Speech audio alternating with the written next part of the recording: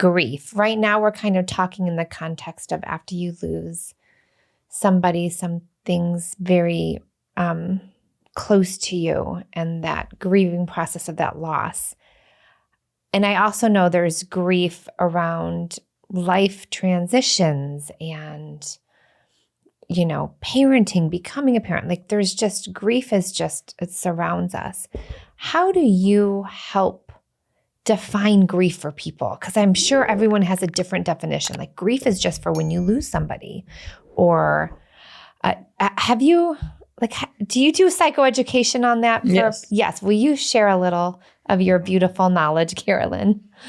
Well, actually, that's one of the things I start with when I do my workshops, is really helping people understand grief is a whole bunch of different things. So grief can be a loss of a job, because think about what a job is to us.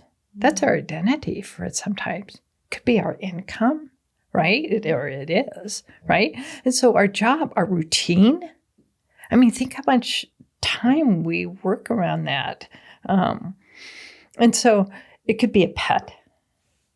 If you think about it, how much are our pets a part of our lives? I don't know. Do you guys have dogs? We have 2 dogs, 2 cats, and we just lost a cat. We all got to be with 3 him weeks ago when he passed. It was our first family loss, and we all six of us were in the crying little room. And sobbing, and now we have a whole shrine. We have a shrine to our cat Doc.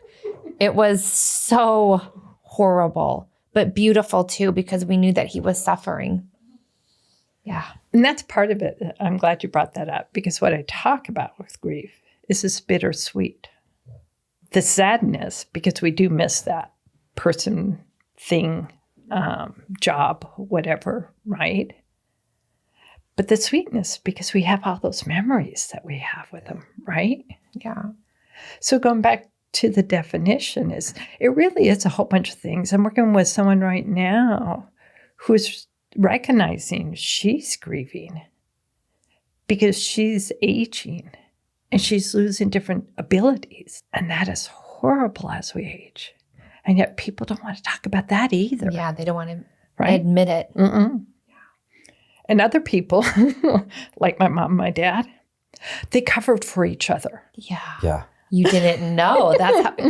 How is this all happening? I didn't know they covered for each other. Mm-hmm. Well, and I think like a particularly difficult part of that, we've seen a decent amount of couples who are in their elderly years where one is going through cognitive decline and the other who is not is grieving the loss of their partner, but it's almost it's very hard for them to do that with the person who is in the cognitive decline, because one, they might be in a lot of denial about it. Mm-hmm. And two, they don't want to they kind of don't want to hear it. I'm the one going through it. And the other person is just sitting there is like, yeah, but I'm losing you. Like, you are not the person you were 18 months ago. And, I guess this is where like support groups and individual therapy is so important, because some of your grief, it is hard to process depending on the complexity of it with your partner. Right. And you have to maybe even get to a place where you can communicate it in a hearable way. You might need some help from someone like yourself to frame it in a way where your partner can hear it. Right. Right.